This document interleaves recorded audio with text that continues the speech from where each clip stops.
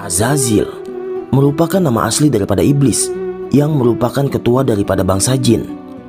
Sedangkan pendapat lain yang mengatakan bahwa nama asli bagi iblis adalah Al-Harith.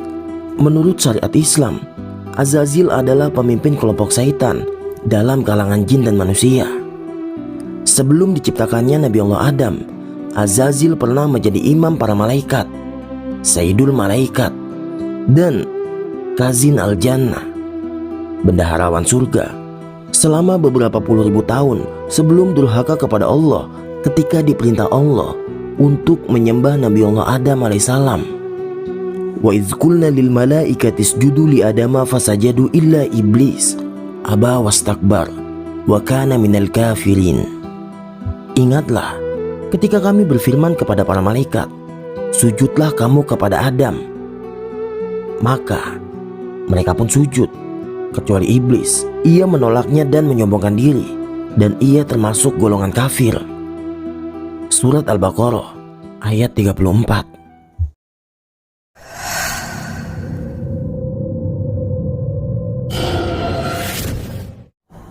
Assalamualaikum warahmatullahi wabarakatuh. Apa kabar teman-teman? Semoga kalian semua dalam keadaan sehat walafiat, diluaskan rezekinya, dan dilancarkan segala urusan-urusannya. Amin ya rabbal alamin. Pada malam hari ini nih, gue bakal ngebawain cerita yang judulnya Sekte Azazil. Ketika beberapa orang melakukan perjanjian dan penyembahan kepada iblis. Oke, sebelum lanjut ke ceritanya, mari dukung channel ini dengan cara like, komen, dan subscribe agar kami lebih semangat membawakan cerita-cerita misteri berikutnya. Dan jangan lupa nyalakan tombol lonceng notifikasinya agar kalian tidak ketinggalan cerita-cerita misteri dari kami. Dan ini ceritanya.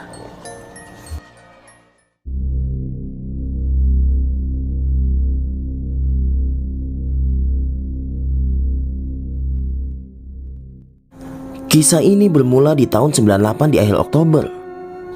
Kita sebut aja Narto, seorang pria dengan satu orang anak perempuan berumur 1 tahun. Narto tinggal di daerah Jawa Barat yang kita samarkan nama kampungnya. Dia adalah seorang pekerja serabutan yang penghasilannya tidak tentu. Kadang ada pemasukan, kadang juga tidak ada pemasukan sepeser pun. Nah, sedangkan istri Narto bernama Ayu, wanita berusia 23 tahun yang dinikahi Narto ketika usianya masih 21 tahun. Seperti yang kita tahu semua, tahun-tahun itu adalah tahun tersulit yang harus dialami oleh kebanyakan orang. Oleh karena itu, tahun tersebut disebut tahun krisis moneter. Sulitnya ekonomi juga dirasakan oleh Narto dan keluarganya. Apalagi Narto cuma pekerja serabutan. Berminggu-minggu Narto tidak bekerja apa-apa. Tidak ada sedikit pun pemasukan karena memang banyak para pengusaha yang gulung tikar waktu itu. Dan setiap hari Narto dan istrinya cuma makan seadanya. Tak jarang dia dan istrinya memetik kangkung di sawah untuk dimasak. Ya karena cuma itu yang bisa mereka makan. Bahkan anaknya Narto yang masih kecil itu pun sering dibuatkan air tajin oleh ibunya karena tak sanggup membeli susu. Sampai tak jarang Narto melihat istrinya menangis ketika malam karena tak sanggup dengan semua keadaan ini. Narto cuma bisa menenangkan istrinya. Di kondisi ini, dia tidak bisa berbuat banyak untuk memperbaiki perekonomiannya. Sampai suatu ketika nih, di mana Narto sedang menuju sawah untuk memetik kangkung liar. Ketika itu dia berpas-pasan dengan Yuda. Yuda adalah teman Narto yang baru aja pulang merantau dari kota. Bisa dibilang Yuda ini sangat jarang sekali pulang ke kampung. Mungkin karena kesibukannya selama di kota perantauan. Di situ Yuda menanyakan kabar Narto, dan Narto langsung menjawab dengan apa adanya tanpa ada yang ditutup-tutupi. Iya Yud, selama krisis begini gak ada satupun pekerjaan yang masuk. Ini aja aku mau ke sawah buat metik kangkung buat dimasak. Kalau gak begini, kami sekeluarga yang gak makan. Yuda yang ngedengar ucapan Narto barusan ngerasa kasihan ngelihat teman kecilnya harus bertahan hidup dengan kondisi yang benar-benar sulit. Tok, kamu jangan ke sawah. Ini ada uang buat kebutuhan kamu dan keluarga. Nanti kalau kamu butuh kerjaan, ikut aku aja ke kota. Aku di kampung cuma 3 hari. Habis itu balik lagi ke kota. Kalau kamu mau ikut aku, nanti aku ajak kerja bareng aku. Di sana juga lagi butuhin office boy. Singkat cerita nih, setelah pertemuan Narto dan Yuda, Narto langsung ke warung untuk membeli semua kebutuhan yang diperlukan di rumahnya dan juga makanan yang enak untuk istrinya. Dan sesampainya di rumah, istrinya kaget melihat Narto membawa belanjaan yang sangat banyak. Karena memang Yuda memberikan uang yang cukup banyak untuk Narto. Narto menceritakan dari mana dia mendapatkan barang sebanyak itu. Dan dia juga bilang ke istrinya kalau 3 hari lagi dia diajak merantau ke kota oleh Yuda. Mendengar itu, istri Narto senyum sumringah, menandakan kebahagiaan di hatinya. Hari itu mungkin hari paling bahagia bagi Narto, melihat istrinya akhirnya bisa makan makanan yang enak, melihat anaknya bisa minum susu sungguhan, bukan air tajin. Dan gak cuma itu, tawaran tentang ajakan Yuda seolah membuka lembaran baru untuk keluarga Narto. Dia benar-benar berharap kalau inilah jalan keluar dari kondisi buruk saat itu. Sampai singkat cerita nih, hari yang dinanti-nanti Narto pun tiba, di mana hari keberangkatan Narto keluar kota untuk mengadu nasib di perantauan. Pagi itu, Yuda ke rumah Narto untuk memenuhi janji Yuda. Nah, sebelum berangkat nih, Yuda memberikan uang untuk Ayu istrinya Narto untuk pegangan selama nanti Narto di perantauan dan sampai Narto gajian di bulan depan. Akhirnya berangkatlah Narto dan Yuda nih, meninggalkan kampung halaman mereka berdua, yang waktu itu jarak tempuh dari kampung mereka menuju ke kota tempat mereka bekerja sekitar 6 jaman. Dan setelah sekitar 6 jam, akhirnya mereka sampailah di kota tujuan mereka. Sehari 2 hari sampai gak kerasa Narto udah 3 bulan kerja di tempat itu. Dan artinya sudah 3 bulan Narto gak pulang ke kampung halamannya. Sampai akhirnya Narto izin cuti beberapa hari buat pulang kampung, karena Ayu istrinya Narto mengirim surat dari kampungnya kalau Ayu lagi hamil muda. Narto izin dengan bos di perusahaan itu, Pak Adit, seorang pria berusia sekitar 40 tahunan. Pak Adit dikenal sebagai orang yang sangat baik, murah senyum, dan suka memberi bonus kepada bawahannya. Pak Adit yang ngedengar istrinya Narto lagi hamil, dia juga ikut senang. Dan Narto bukan cuma dapat izin, justru dia diberi sejumlah uang untuk istrinya. Tok, ini ada sedikit buat istrimu untuk pegangan. Biasanya kan kalau orang lagi hamil pasti banyak kepengennya. Waduh, terima kasih banyak ini loh Pak. Ya udah, saya pamit Pak. Sampai singkat cerita nih, ketika Narto balik lagi ke tempat dia bekerja setelah cuti beberapa hari dan kembali kerja seperti biasanya. Nah, ketika Narto sedang membersihkan toilet karyawan, tiba-tiba Pak Adit datang dan bilang ke Narto, "Tok, nanti malam ke rumah saya ya. Kamu temenin saya.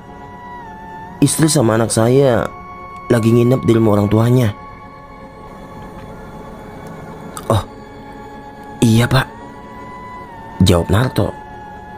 Sampai akhirnya Narto pulang kerja bareng Pak Adit ke rumah Pak Adit yang jaraknya dari kantor itu lumayan cukup jauh, sekitar 1 jaman lah. Nah, pas di rumahnya Pak Adit nih, sebenarnya Narto agak canggung karena dia baru pertama kali masuk ke rumah semewah itu. Tapi kondisinya benar-benar sepi. Cuma ada Narto, Pak Adit, sama 1 orang ART yang ada di rumah itu. Namanya Mbak Sumi, ART yang tinggal di rumah itu sejak 5 tahun lalu. Waktu itu sekitar jam 9 malaman lah. Naruto diajak ngobrol sama Pak Adit di belakang rumah Pak Adit, persis di samping kolam renang. Tok, nanti kalau kamu mau, istri sama anakmu biar tinggal di sini saja ya. Kasihan loh mereka di kampung. Pasti dia kesepian gak ada kamu. Buat tempat tinggal, biar nanti tinggal di sini aja Tok. Masih ada 2 kamar kosong kok di rumah ini. Lagi pula kan istri kamu lagi hamil juga. Pasti dia butuh kamu. Takut nanti kalau istri kamu sudah hari haknya mau melahirkan, tapi kamunya jauh. Gimana? Naruto senang ngedengar tawaran dari Pak Adit, karena memang selain dia juga jadi dekat sama istri dan anaknya. Dia juga senang kalau istri sama anaknya bisa tinggal di rumah semewah itu. Oh iya Tok, tapi karyawan lain jangan sampai ada yang tahu ya. Nanti pada iri sama kamu Tok. Saya takut kamu jadi bahan omongan di kantor. Baik Pak, besok atau lusa saya kirimkan surat ke istri saya supaya dia tinggal di sini saja. Sehari 2 hari sampai 1 minggu kemudian, istri dan anaknya Naruto datang ke rumah Pak Adit buat tinggal di sana. Awal-awal mereka tinggal nih biasa-biasa aja, sampai pada suatu hari ketika Naruto mau berangkat kerja, Pak Adit bilang ke Naruto kalau Pak Adit lagi gak enak badan dan gak bisa ke kantor dulu hari ini. Dan ternyata ini semua adalah rencana dari Pak Adit. Karena ketika Naruto pulang dari kantor, waktu itu sekitar jam 10 malam. Oh iya, kenapa Naruto waktu itu pulang jam 10 malam nih? Karena biasanya Naruto pulang jam 7-an lah. Nah hari itu bertepatan Naruto mendapatkan tugas lembur. Dan tugas itu adalah rencana dari Pak Adit.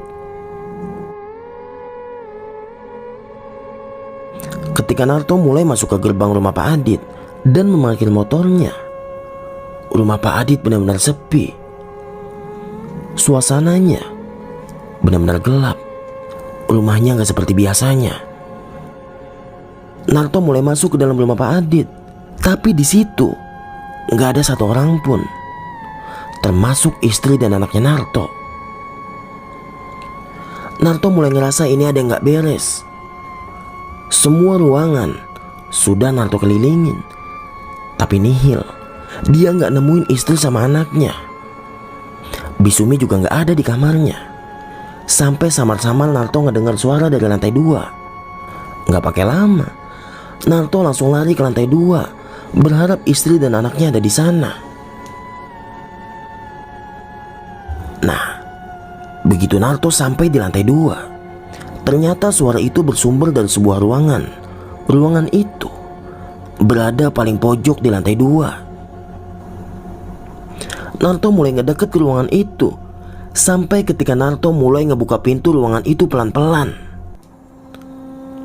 Naruto di situ benar-benar kaget, karena di dalam ruangan itu ada sekitar 9 orang yang lagi duduk melingkar.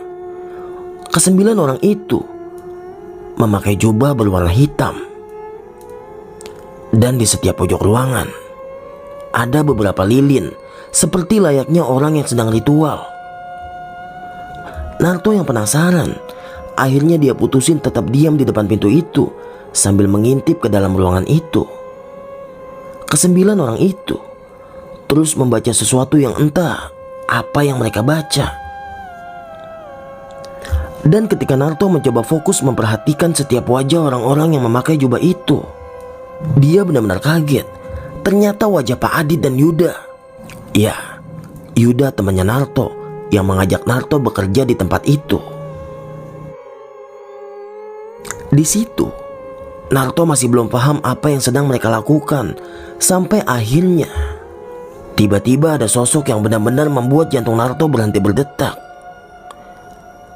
Tepatnya di tengah-tengah ke-9 orang yang sedang melingkar itu, ada sosok makhluk berkepala kambing berbadan manusia.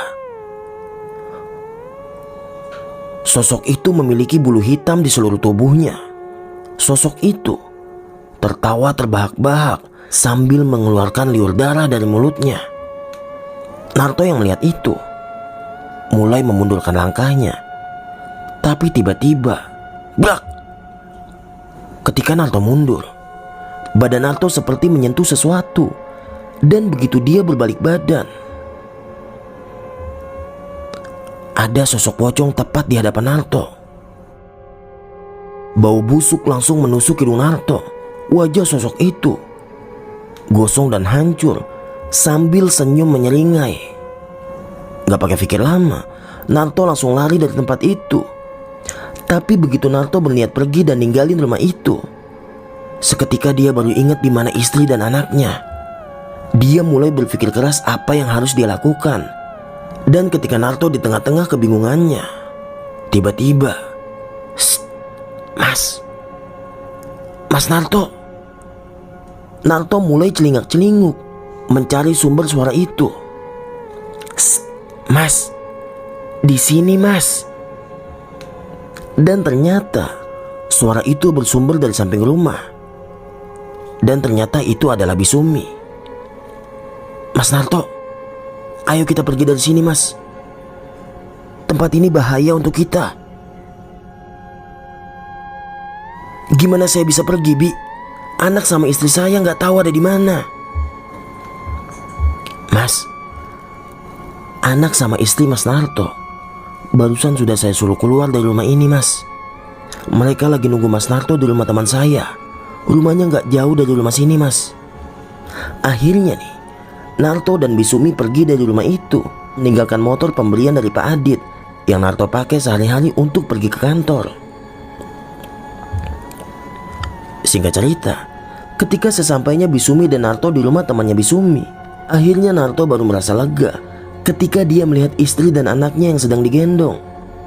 Dan di situ ada satu orang perempuan dan laki-laki yang usianya kisaran 50 tahunan.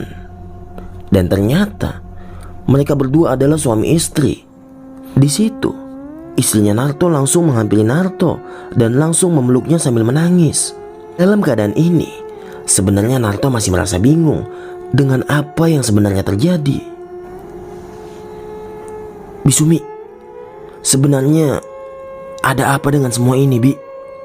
Di situ Bisumi baru mulai menjelaskan semuanya kepada Naruto dan istrinya, bahwa ternyata Naruto sedang dijebak oleh Pak Adit dengan beberapa orang temannya, yang ternyata mereka semua pengikut sekte Azazel. Bisumi sebenarnya tahu semua ini karena Bisumi sering memperhatikan dan menguping pembicaraan majikannya bersama teman-temannya. Ditambah perilaku mereka semua yang aneh, Bisumi juga sebenarnya sudah tahu dengan kedatangan Naruto di kantornya. Naruto yang ditawari tinggal bersama anak dan istrinya di rumah itu.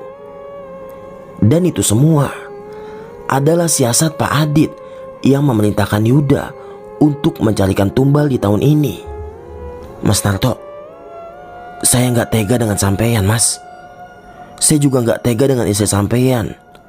Saya tahu istri sampean lagi hamil muda. Apalagi sampean punya anak kecil. Dan keluarga Mas Naruto harus ditumbalkan oleh mereka untuk kesenangan mereka pribadi. Awalnya saya juga mengikuti ritual ini Mas, sampai dimana ketika Pak Adit menyuruh saya mempersiapkan istri Mas dan anak Mas menjadi tumbal malam ini. Dan di situ saya menyuruh istri Mas Naruto supaya pergi dari rumah ini. Dan saya juga baru sadar kalau ini perbuatan yang benar-benar dilarang oleh agama. Saya taubat Mas, karena selama ritual ini tidak pernah adanya tumbal. Baru hanya kali ini Mas, Pak Adit mengincar anak di dalam kandungan istri Mas Naruto untuk dijadikan tumbal Mas. Naruto yang dengar itu benar-benar gak percaya, karena Pak Adit yang dia kenal sangat baik malah ingin menumbalkan orang yang paling dia sayangi. Bi, tadi saya melihat sosok berkepala kambing di tengah-tengah mereka. Itu apa Bi?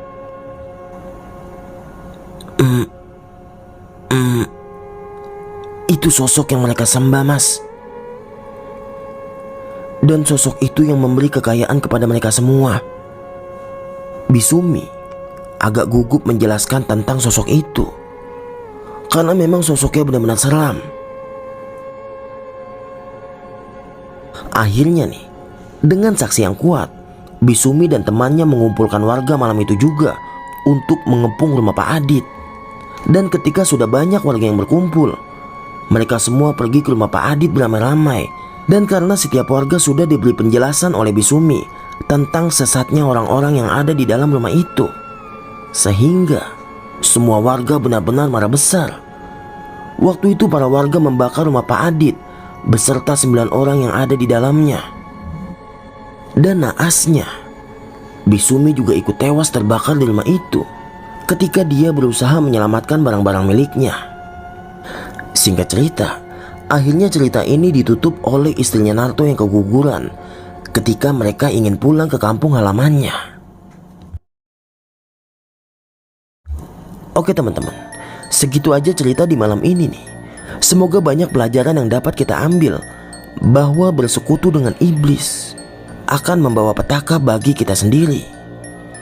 Tempat kita meminta rizki hanyalah kepada Allah Subhanahu wa Ta'ala, satu-satunya Tuhan yang patut kita sembah.